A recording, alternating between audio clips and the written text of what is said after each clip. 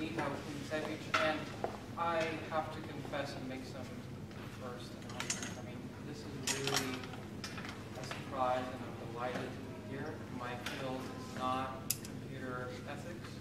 I'm a philosopher of the mind, and I do cognitive science. So if what I say in my presentation is a little bit naive, please bear with me. This is my first time giving a talk on this sort of thing. But I've been teaching computer ethics, including here at PACE, for about 6 years. So I've read a lot of the background, I think, and I'll try to rush through some of the things that I assume some of you might know already. So what I want to talk about is really something that has come up, I guess, since this first presentation, which is Ronald Arkin's claim about the positive impact of autonomous robots. And I actually find this argument compelling, which I'm embarrassed to say. I don't know why, but I feel like I need to address it. That's what I wanted to do. Okay, so the soldiers do immoral things in war, and I don't think I need to go through a lot of examples in the case for that. And Ronald Arkin says it seems unrealistic to expect normal human beings, by their very nature, to adhere to the laws of warfare when confronted with the horror of the battlefield, even when trained. And I think that's where the bite for me really is in his claim. I think you don't need to watch Apocalypse Now to get the sense that people under stress break and do things that they wouldn't otherwise. Arkin finds this observation to be a part of the moral justification for the development of autonomous robots. He thinks that, I guess this is one of them, he's not fully autonomous, I found this online.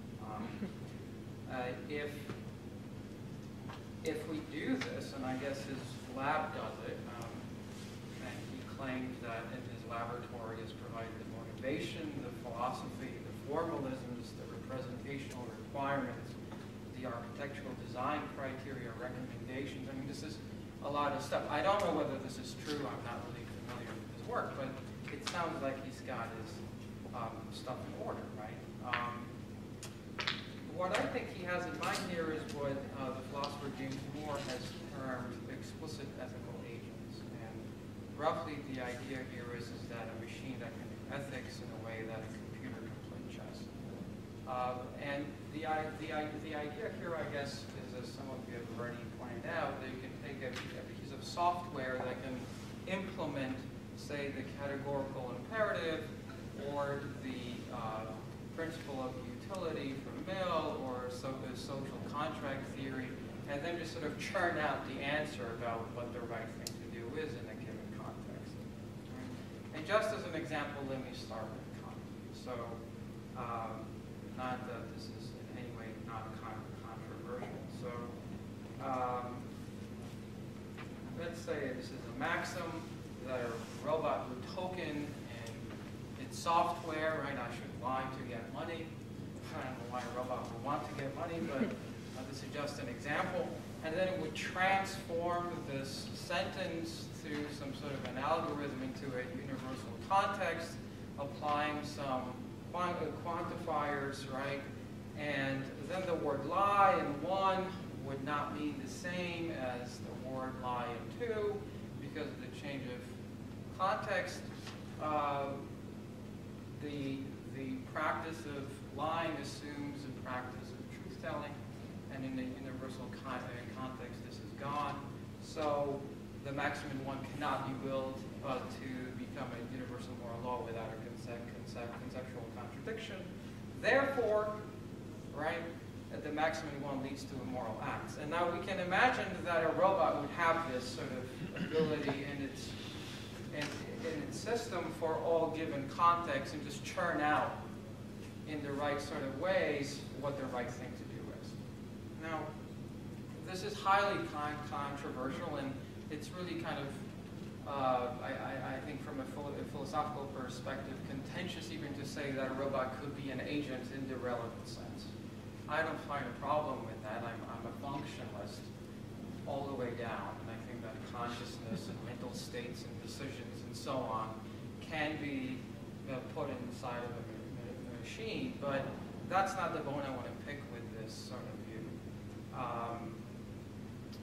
Will such systems become perfect moral soldiers is what I want to ask. And will there be less moral danger on the battlefield than there is with human soldiers, right?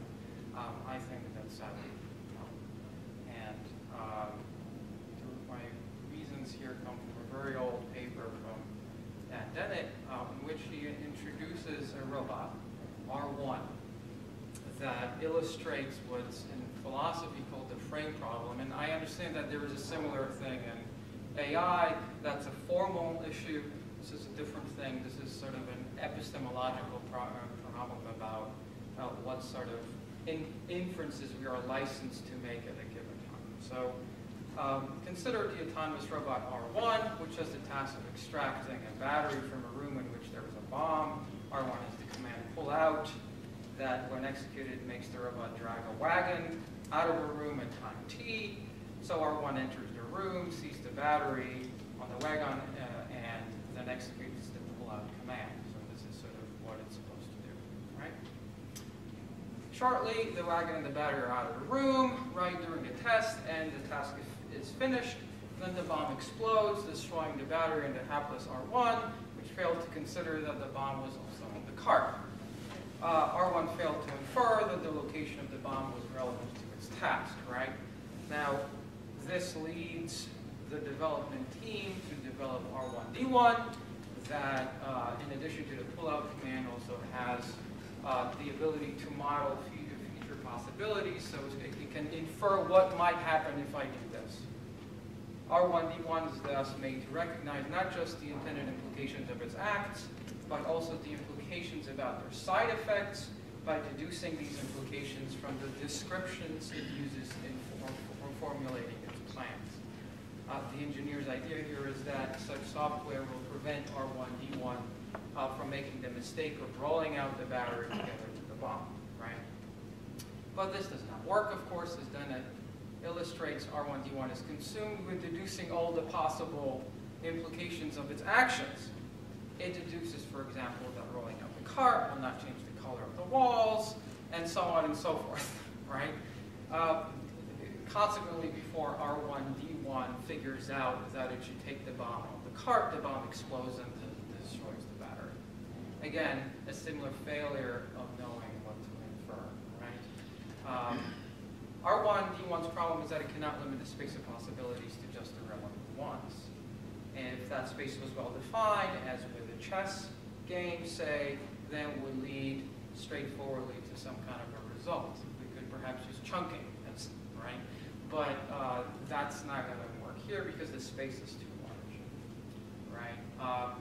The robot does not know which of the inferences are relevant, so we'll just go through each one in a serial way. Okay.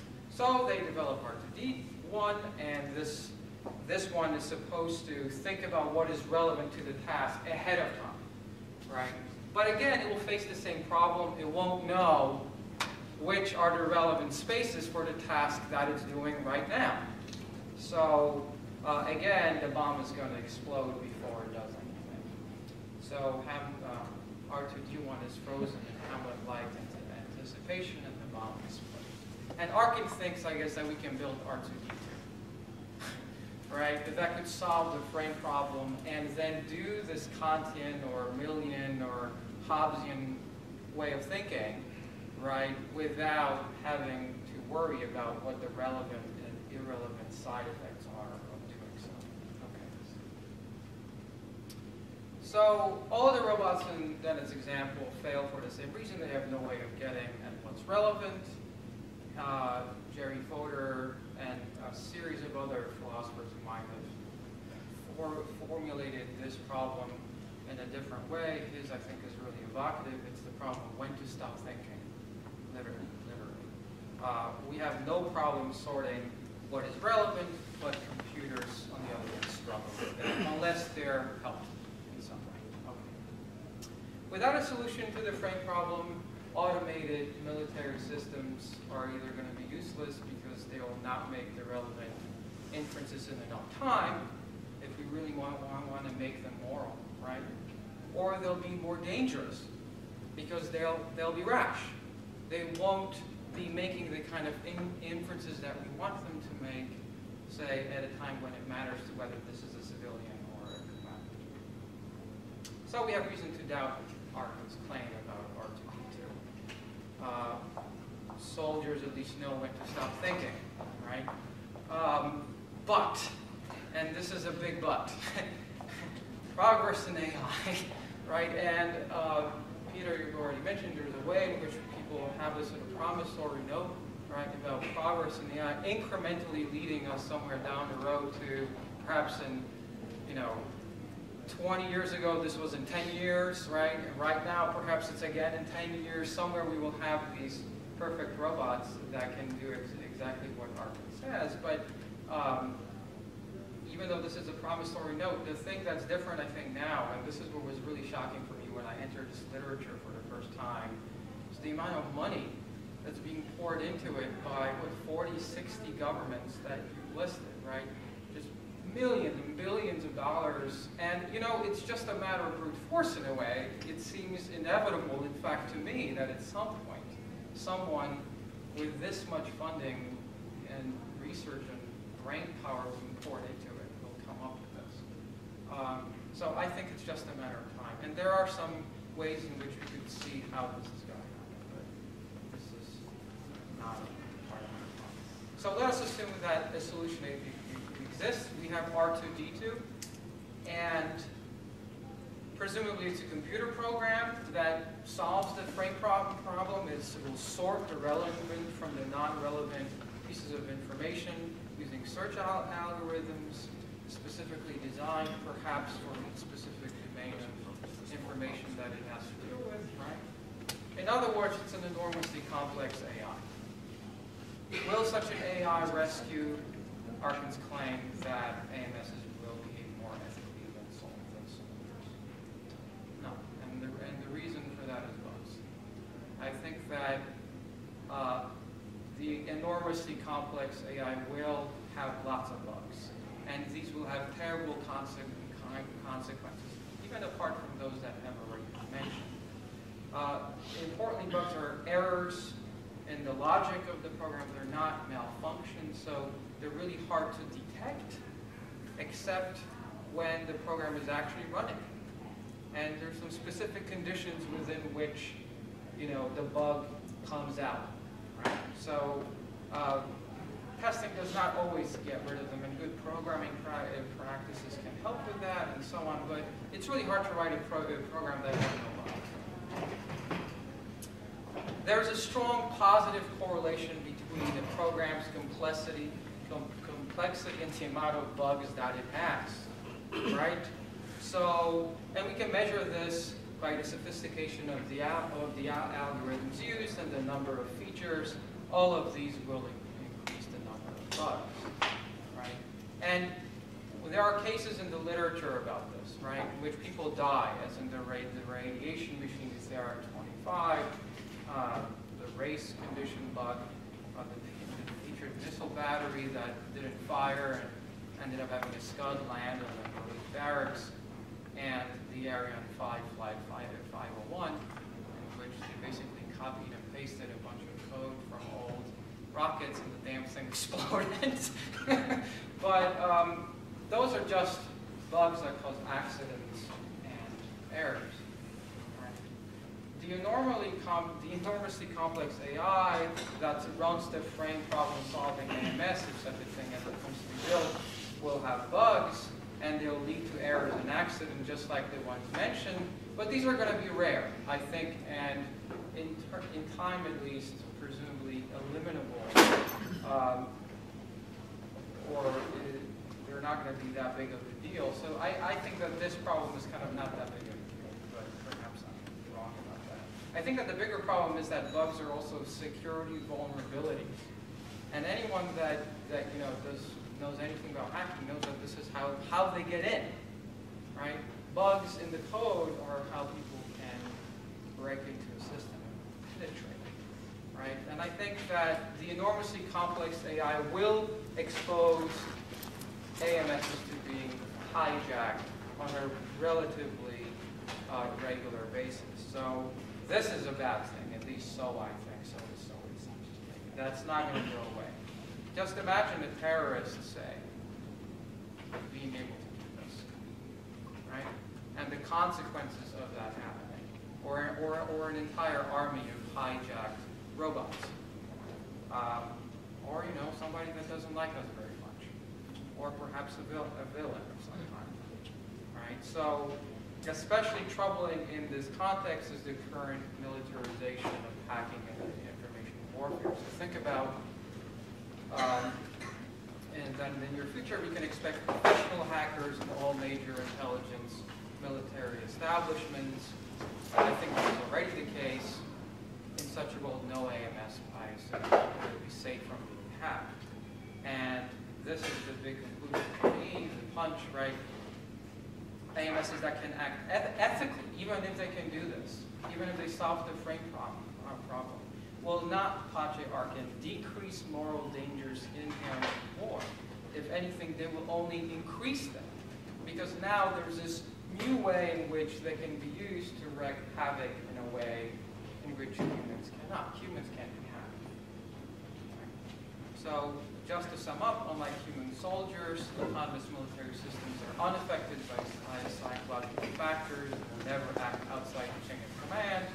This can be seen as a compelling moral justification for their development and eventual deployment of war, and I confess that I'm sort of sympathetic with that. But to achieve this level of sophistication, AMSs will have to first solve the frame problem, which implies that they'll be endowed with very complex software, and complex software of the sort will create security risks and will make them critically vulnerable to hacking, which far outweighs the moral dangers associated with soldiers acting outside the chain of command.